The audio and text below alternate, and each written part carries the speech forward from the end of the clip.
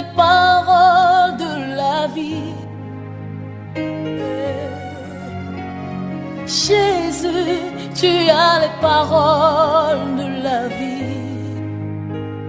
Oh, Jésus, tu as les paroles de la vie. Oh, mon roi, tu as les paroles de la vie. C'est toi que je veux louer. Bonjour à tous, et bienvenue dans « L'Éternel ouvre nos yeux ». Après avoir démontré les contradictions du Coran dans l'épisode 8, aujourd'hui nous allons parler du salut du chrétien. Il y a certains groupes religieux qui disent que leur religion est la seule qui est acceptée par Dieu au ciel, c'est parce que ces personnes sont aveugles. Bref. Tout d'abord, nous allons définir le salut, savoir comment l'obtenir, et qui sont ceux qui peuvent l'obtenir. Tout d'abord j'aimerais clarifier quelque chose. J'entends certains hypocrites et inconscients qui disent qu'ils veulent voir dans la Bible, où c'est écrire, « Chrétien entrer au paradis ». Si on n'est pas bête dans la tête et si on n'est pas hypocrite, on ne peut pas poser ce genre de questions bêtes. Et la plupart de ces personnes qui posent ce genre de questions, ce sont les musulmans. D'abord je vais prendre un exemple pour montrer à quel point ces personnes n'ont rien dans la tête. Suivons. Observez. Dans la sourate 9 verset 18, il est écrit « Ne peupleront les mosquées d'Allah que ceux qui croient en Allah et au jour dernier, accomplissent la salat, acquittent la zakat et ne craignent qu'Allah. Il se peut que cela soit du nombre des bien guidés. » J'espère que vous avez bien écouté ce que dit la sourate 9 verset 18. On dit que ceux qui doivent peupler les mosquées de Allah, sont seulement que ceux qui croient en Allah, et au jour dernier, et qui accomplissent la prière et l'aumône. Mais lorsqu'on entend tout ça, on sait tous qu'il s'agit des musulmans. Parce que c'est seulement eux qui remplissent tous ces critères. Il faut être bête ou idiot pour demander qu'on écrive forcément musulman, pour qu'on sache qu'on parle des musulmans.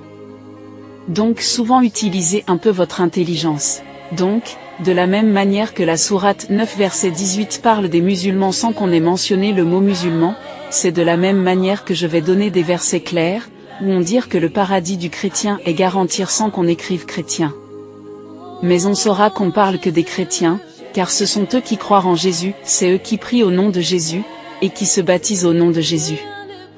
Donc demandez forcément qu'on écrive chrétien noir sur blanc, c'est faire preuve de bêtise et d'hypocrisie. Tout d'abord, le salut, c'est rien d'autre que la vie éternelle. Et la vie éternelle, c'est l'accès au paradis. Nous allons prendre le livre de Jean 3 verset 16, il est écrit « Car Dieu a tant aimé le monde qu'il a donné son Fils unique, afin que quiconque croit en lui ne périsse point, mais qu'il ait la vie éternelle. » On sait maintenant qu'il faut croire en Jésus pour avoir la vie éternelle.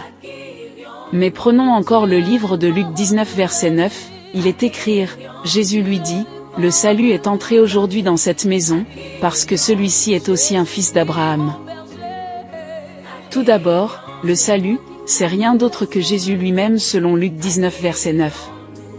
Jésus dit que le salut est rentré chez toi.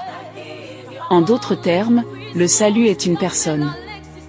Et comme à l'instant T, c'est Jésus qui entre dans la maison, on doit en conclure que le salut c'est Jésus-Christ. Maintenant comme on sait qui est le salut. Nous allons savoir maintenant qui peut avoir le salut, et comment faut-il l'avoir.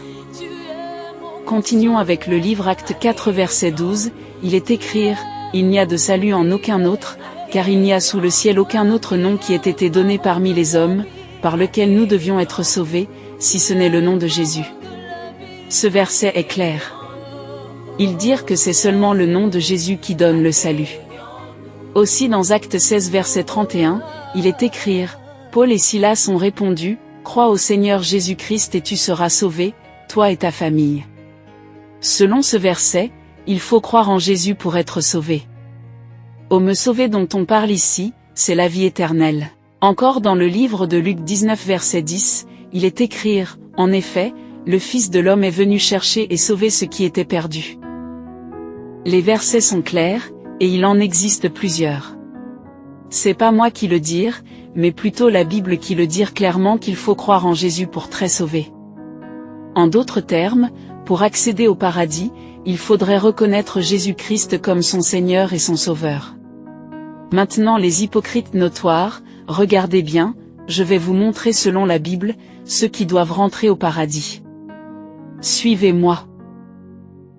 D'abord prenons le livre de Actes 13 verset 47, il est écrit, « Car ainsi nous l'a ordonné le Seigneur, je t'ai établi pour être la lumière des nations, pour porter le salut jusqu'aux extrémités de la terre. » Selon ce verset, ceux qui suivent Jésus-Christ, représentent la lumière du monde.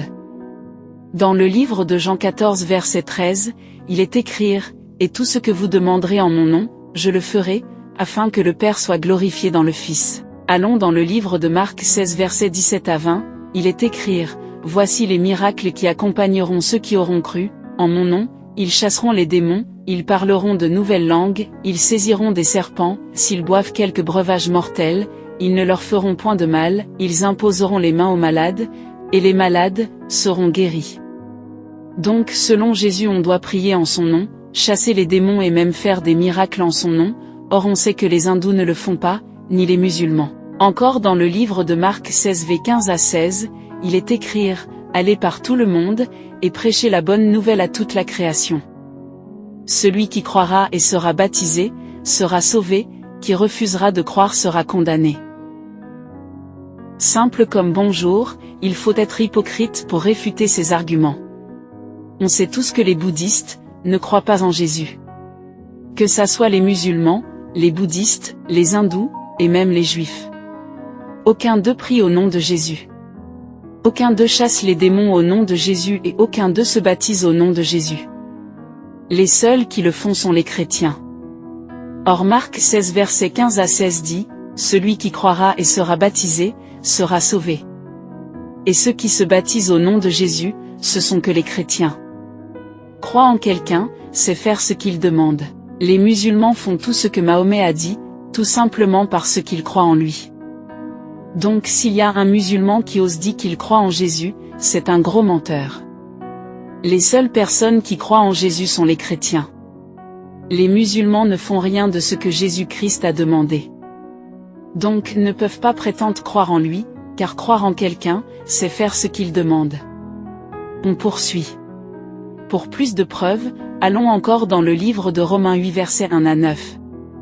Version Louis II, il est écrit, « Il n'y a donc maintenant aucune condamnation pour ceux qui sont en Jésus-Christ.